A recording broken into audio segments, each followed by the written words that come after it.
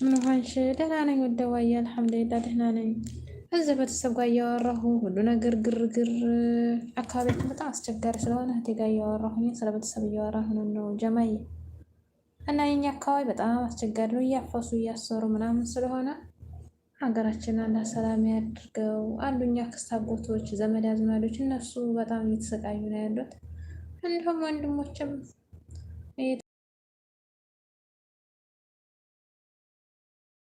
ጀማዬና ሲስተር ጋር እያወራ በጣም ያስጠላል ሀቂቃ።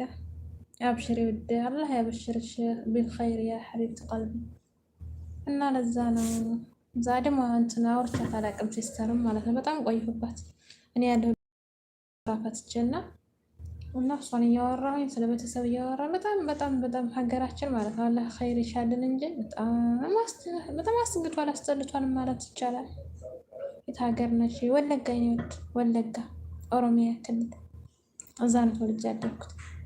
እና ለዛ ነው ጁሚ ካልዘጋው ሳይለንት ሆነ